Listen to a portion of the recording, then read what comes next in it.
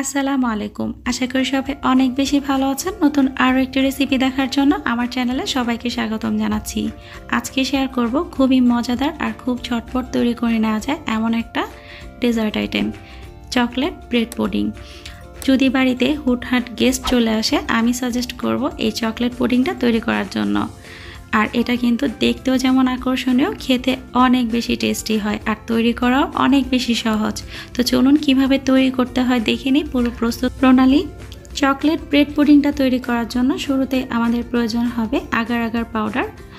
Agar agar powder 2 চা চামচ একটা বাটিতে নিয়ে নিচ্ছি। আর এখানে আমি অ্যাড করব 1/4 কাপ পরিমাণ নর্মাল টেম্পারেচারের পানি। গরম পানি ব্যবহার করা যাবে না। এখন আমি একটা স্পুনের মাধ্যমে খুব ভালোভাবে পানির সাথে আগার আগার পাউডারটাকে মিশিয়ে নিচ্ছি। আর মিশিয়ে নেওয়া হয়ে গেলে একটা সাইডে আমি রেখে দিব, আর পরবর্তীতে এটা আমার কাজে লাগবে। চলে যাব নেক্সট স্টেপে। এখানে আমি 3 পিস ব্রেড নিয়ে নিয়েছি মিডিয়াম সাইজের, আর ব্রেডগুলোকে একটু একটা নাইফের মাধ্যমে ছোট ছোট করে কেটে নিচ্ছি। সাইডে থাকা ব্রাউন অংশগুলো আমি আলাদা করছি না, কারণ পুডিং তৈরি করার পর এগুলো কিন্তু আর বোঝা যাবে না। সরাসরি এই ব্রেডের টুকরোগুলো আমি ব্লেন্ডারের জাগে নিয়ে নিচ্ছি। আর এখানে আমি আরও অ্যাড করব 3 কাপ পরিমাণ লিকুইড দুধ। এখানে আমি ফুল ক্রিম লিকুইড দুধ ব্যবহার করছি, আর দুধটা কিন্তু রুম টেম্পারেচারের ছিল, তবে আপনারা চাইলে কুসুম গরম দুধও ব্যবহার করতে পারেন। আরও এখানে আমি দিয়ে দিব 1/4 কাপ পরিমাণ ডার্ক চকলেট। চকলেটের পরিমাণটা চাইলে আপনারা বাড়িয়েও ব্যবহার করতে পারেন অথবা কম করেও ব্যবহার করতে পারেন, যে কোনো ধরনের চকলেটই চাইলে ব্যবহার করা যাবে। দিয়ে দিচ্ছি 1/4 কাপ পরিমাণ কোকো পাউডার।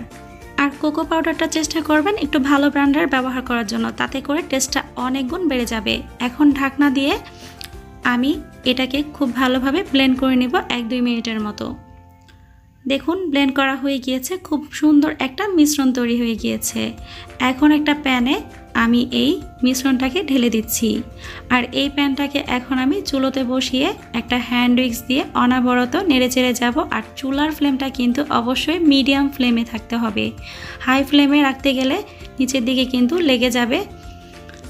এখন আমি এই মিশ্রণে ব্যবহার করছি 1/2 কাপ পরিমাণ রেগুলার চিনি, তবে চিনির পরিমাণটা চাইলে আপনারা বাড়িয়েও দিতে পারেন অথবা কম করেও দিতে পারেন। এখন আমি প্রায় 2-3 মিনিটের মতো অনবরত নেড়েচেড়ে যাব। আর নাড়াচাড়া কিন্তু থামানো যাবে না, নয়তো এটা নিচের দিকে কিন্তু লেগে যাবে। আস্তে আস্তে কিন্তু এই মিশ্রণটা ঠিক হতে শুরু হবে, আর কালারটাও কিন্তু চেঞ্জ হয়ে যাবে। দেখুন কালারটা কিন্তু অলরেডি চেঞ্জ হয়ে গিয়েছে আর অনেকটাই ঠিক হয়ে গিয়েছে। 3 মিনিট পর দেখুন বলক চলে এসেছে। এখন আমি এখানে অ্যাড করব সেই আগার আগারের মিশ্রণটা, আর এটা দিয়েও আরও 2-3 মিনিটের মতো আমি খুব ভালোভাবে নেড়েচেড়ে মিশিয়ে নিব। আর নাড়াচাড়া কিন্তু বন্ধ করা যাবে না, এটা নন স্টপ করে যেতে হবে। আর এদিকে আমি যে মোল্ডে এই পুডিংটা সেট করব, সেই মোল্ডে আমি চারদিকে আর নিচের সাইডে বেকিং পেপার লাগিয়ে নিয়েছি, যাতে করে মোল্ড আউট করার সময় ইজি হয়। আর তেল ব্রাশ করার কোনোই প্রয়োজন নেই, আপনারা যে কোনো ধরনের পাত্রেই এই পুডিংটাকে সেট করতে পারবেন। এখন আরও 2 মিনিটের মতো লোতে রেখে মিশ্রণটাকে আরও একটু জাল করে নিতে হবে। আর এর কনসিস্টেন্সিটা আমি দেখিয়ে দিচ্ছি ঠিক কেমন হবে। আমার কিন্তু এই মিশ্রণটা একদম রেডি হয়ে গিয়েছে পুডিং সেট করার জন্য। আমি নামিয়ে নিয়েছি আর সরাসরি আমি মোল্ডে ঢেলে দিচ্ছি। আর এই কাজটা কিন্তু খুবই দ্রুত করতে হবে, কারণ এটা কিন্তু একদম চটজলদি জমে যায়। আমার পুডিংয়ের মিশ্রণটাও লাস্টের দিকে একটু জমে যাচ্ছিল, তারপরও পুরোটা আমি দিয়ে দেওয়ার পর উপরের দিকটাকে একটু সমান করে নিচ্ছি আর একটু ট্যাপ করে নিলাম, যাতে করে ভিতরে যদি কোনো রকম বাবল থাকে সেগুলো যেন মিশে যায়। এখন এই মোল্ডটাকে 1 ঘন্টার জন্য নর্মাল ফ্রিজে রেখে দিব ভালোভাবে সেট হওয়ার জন্য। 1 ঘন্টা হয়ে গিয়েছে আর দেখুন খুব সুন্দরভাবে কিন্তু সেট হয়ে গিয়েছে। এখন এটাকে মোল্ড আউট করে নিচ্ছি। বেকিং পেপার লাগিয়ে নেওয়ার কারণে খুব সহজেই মোল্ড আউট করা গেল।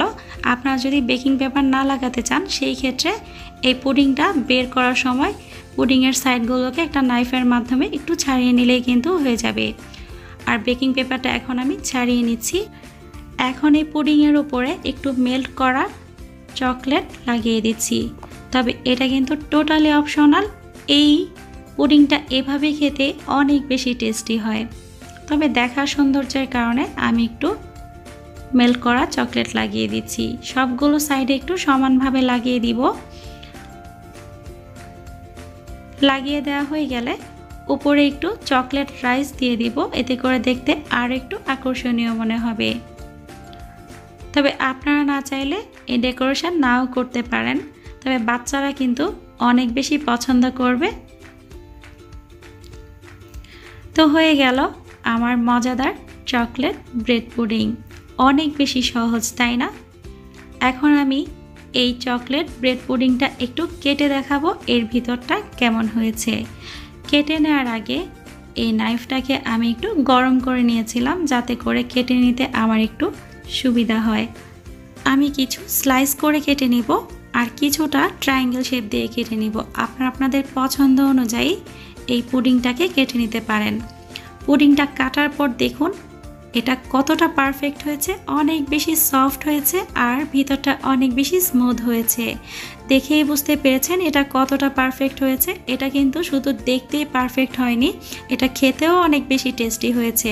তাই বলবো আমার রেসিপিটি ফলো করে একবার হলো বাড়িতে ট্রাই করবেন। আশা করব ছোট বড় সবাই অনেক বেশি পছন্দ করবে আর রিকোয়েস্ট আসবে বারবার তৈরি করার জন্য। আর এই ডেজার্টটা একটু ঠান্ডা ঠান্ডা সার্ভ করার চেষ্টা করবেন, তাতে এর প্রকৃত টেস্টটা পাওয়া যাবে। তো আমার রেসিপি ফলো করে যে কোনো ধরনের রেসিপি তৈরি করলে এর পিক আমার ফেসবুক পেজে জয়েন হয়ে শেয়ার করতে পারেন। ফেসবুক পেজের লিঙ্ক আমি ডেসক্রিপশন বক্সে দিয়ে দিব, আপনারা চাইলেই কিন্তু জয়েন হতে পারেন। রেসিপিটা কেমন লাগলো আমার কমেন্ট বক্সে জানাতে কিন্তু ভুলবেন না। লাইক কমেন্ট শেয়ার করে আমাকে সাপোর্ট করবেন আর অনুরোধ থাকবে চ্যানেলটিকে সাবস্ক্রাইব করার জন্য। পাশে থাকা বেল আইকনটিতে ক্লিক করে রাখবেন, তাতে করে যখনই নতুন কোনো রেসিপি আমি আপলোড করব তা চলে যাবে সাথে সাথে আপনাদের নোটিফিকেশনে। ভিডিওটি দেখার জন্য সবাইকে অনেক অনেক ধন্যবাদ। ভালো থাকবেন সবাই। আল্লাহ হাফেজ।